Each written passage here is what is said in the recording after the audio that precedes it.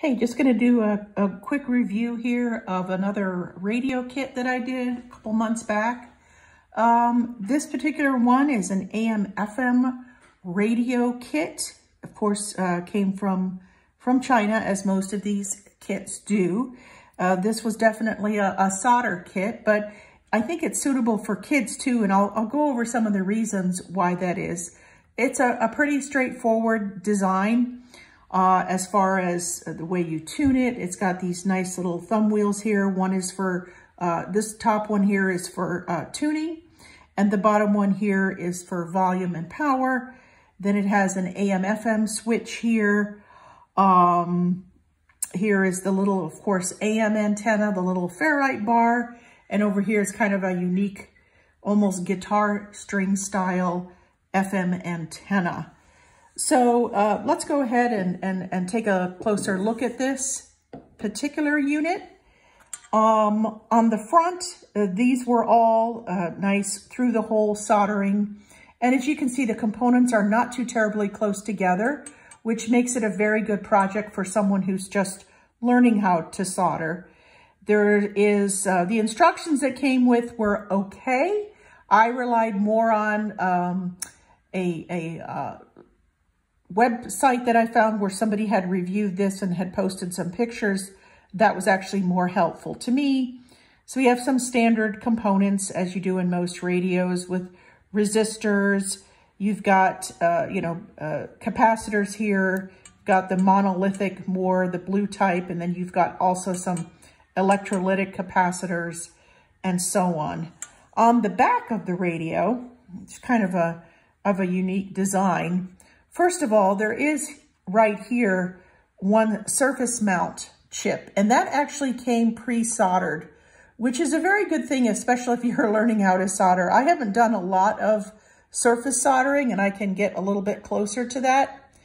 But you really have to be pretty exact and almost do it with the aid of some sort of magnification, either through glasses or you're using the third hand device to do it. This, although, came pre-soldered. And on the back here, you can kind of see the assembly. The speaker actually that came with this is quite nice. You can see it's got a very large magnet, and the sound on this radio is actually good. These are the two tuning capacitors essentially, and the volume. So they're kind of there, and it's got the classic clicking on and off.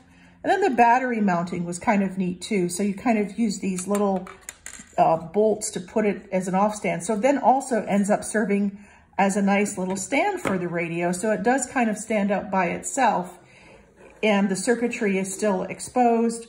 And up here is, of course, the FM antenna.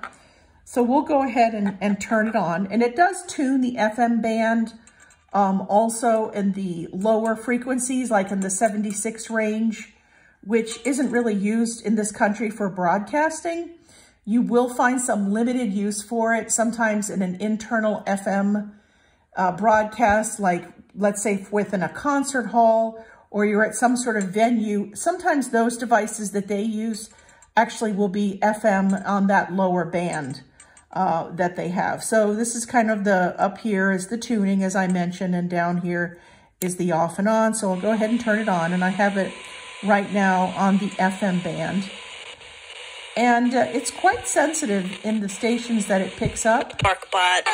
It's tricky to tune because the stations are very close together. But I'm actually able to tune some faraway FM stations from Miami, like our local NPR station, that actually have trouble tuning in on a lot of other little handheld radios that I own, commercially made and everything.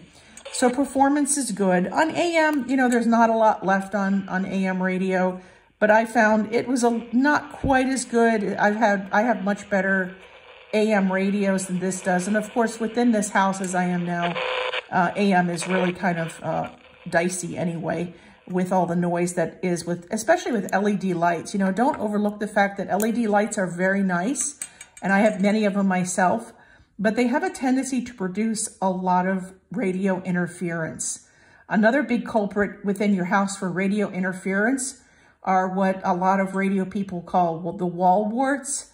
those USB devices and other kinds of electronic transformers that step down voltage. They're also very famous for producing a lot of radio interference. Just a couple of other features on this radio. It has a little oscillator, a little crystal oscillator here. And as I mentioned before, this is a very modern designed radio in that it uses pretty much radio on a chip. So all of the real radio reception is going on for the AM and FM on this little chip here. And I mean, that's pretty incredible when you think about it. This one chip replaces so many of the old components in radios, the tuning capacitor, all of those little pots that you had to hand tune radios, all of those things are replaced by this one integrated circuit. So this was about a $20 kit. I think an adult and could probably assemble this in maybe an hour, maybe an hour and a half. A child would probably take a couple of hours with some adult assistance. But it's a good learning project. And, it's not just about assembling. It's also explaining to kids what exactly all these little components are doing. There is an Elenco document that you can download, and I'll actually put the link in the description, that goes through the whole theory of radio. So they can actually understand what exactly is happening in these circuits. One thing almost all these circuits have in common is the whole concept of a super heterodyne radio, which I'm not going to explain in this particular video. That would be quite a long one.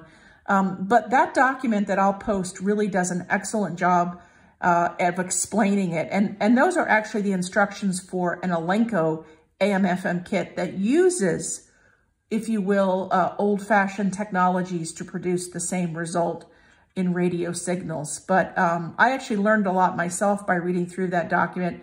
I have not bought that kit, but it's definitely something that I think too would be great for learning, because it's not just slapping pieces together. There should be some understanding. If somebody just wants to be an assembler, I don't think there's many employment opportunities in this country for persons who assemble electronic devices.